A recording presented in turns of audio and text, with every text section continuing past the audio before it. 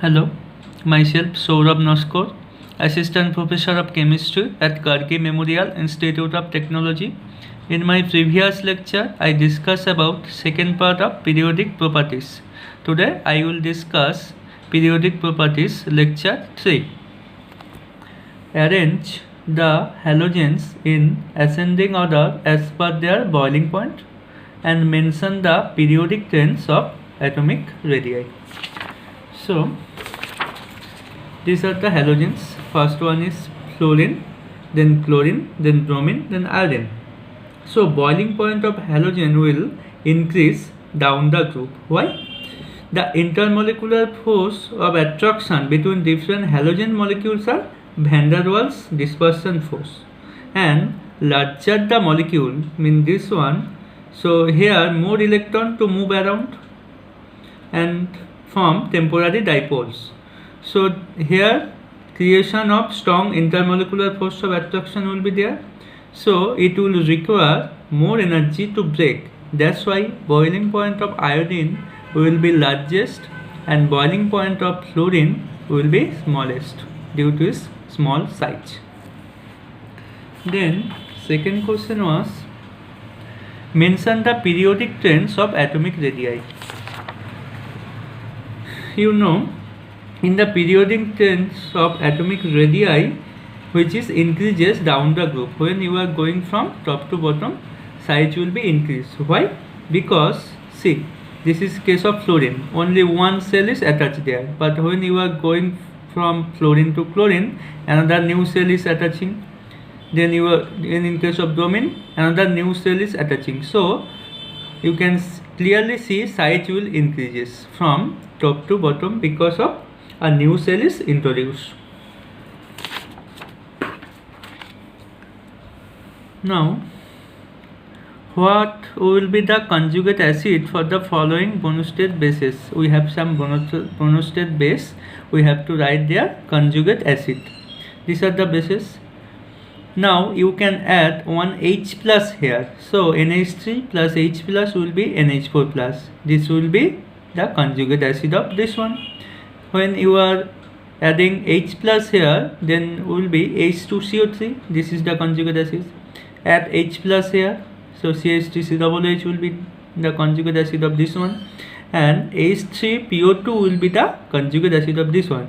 So just add the H plus to conjugate base, then you will get the corresponding conjugate acid.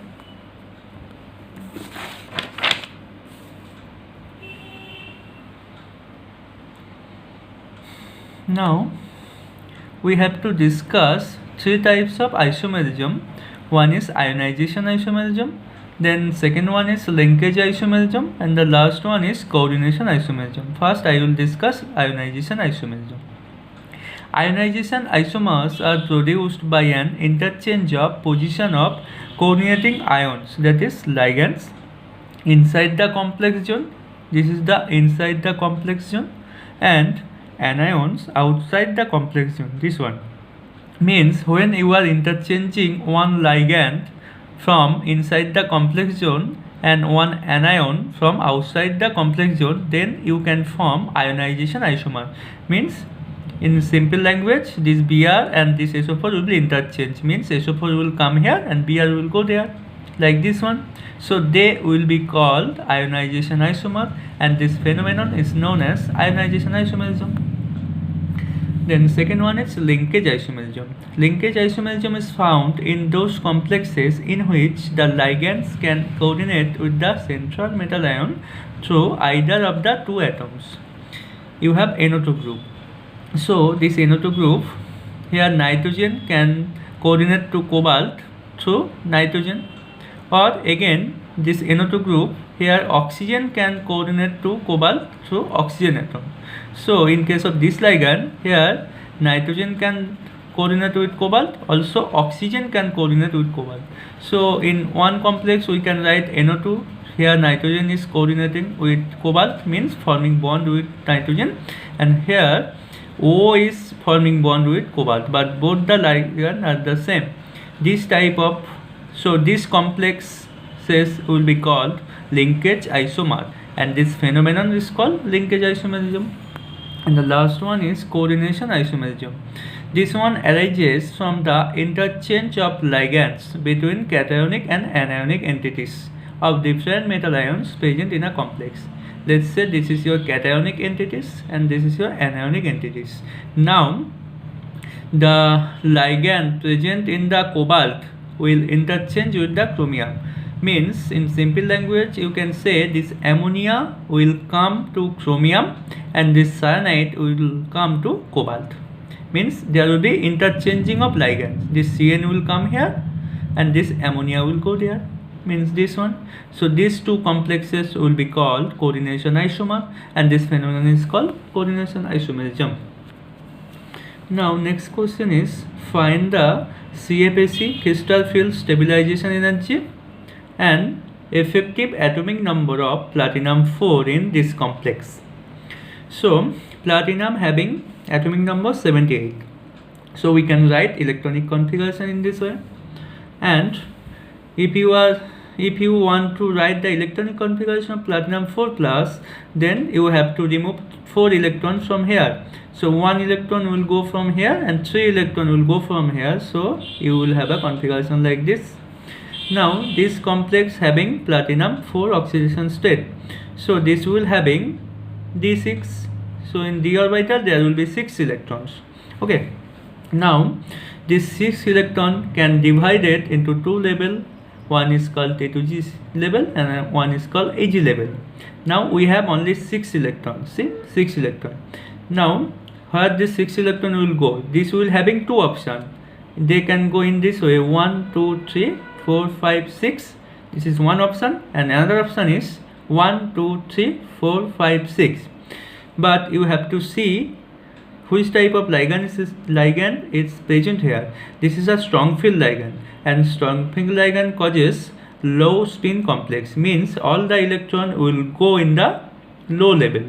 This is called low spin complex.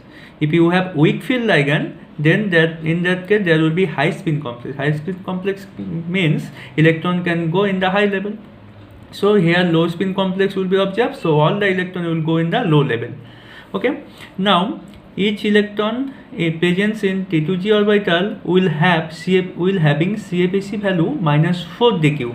So see here 6 electrons are present and per electron contribution is -4 dq. So we can multiply 6 into -4 dq. So answer will be -24. Here will be -24. Okay, it's my mistake.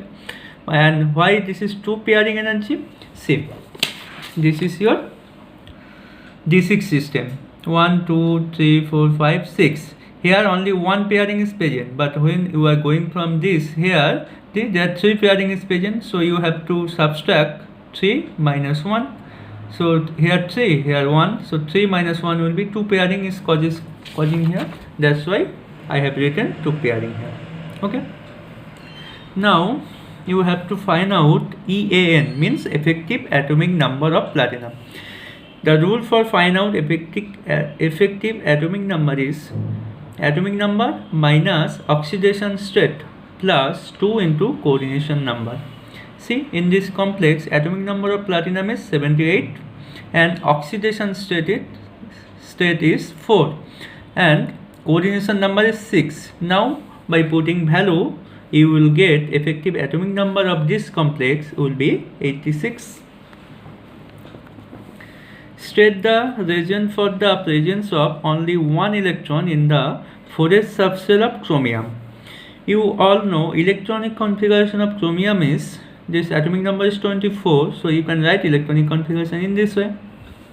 Now since d orbital can accommodate maximum 10 electrons and according to stability half-filled electronic configuration is more stable, therefore only one electron is present in 4s subshell. Actually 4s subshell will having 2 electrons, but here will be 4 electrons, but 1 electron will be taken up by 3d orbital because half-filled configuration are more stable. That's why this will take 1 electron from here and will make only 1 electron in the 4s orbital. Okay, because of only reason is half-filled configuration are more stable than any one configuration. Now what will be the hybridization of xenon in XCF2 and XCF4 molecule. See the structure of XCF2. This is structure of XCF2 molecule. So 2 fluorine are there and 3 lone pair will be there. And in case of XCF4, this is the structure, 4 fluorine and 2 lone pair. See here 2 bond pair is present and 3 lone pair is present. And here 1, 2, 3, 4. So 4 bond pair is present and 2 lone pair is present. So I have written in this way. In case of XCF2, 3 lone pair plus 2 bond pair, and in case of XCF4, having 2 lone pair and 4 bond pair. So we have 2 plus 3, 5. So we have to make 5. 1s, 3p, 1d. So this will make 5. So hybridization will be sp3d. And in second case, means in case of XCF4, we have to make 6. So 1s, 3p and 2d. So you can add in this way. 1 plus 3 plus 2, 6. Here see 4 plus 2, 6. Here 1 plus 3 plus 1, 5. 2 plus 3, 5. In my next lecture, I will continue periodic properties. Thank you.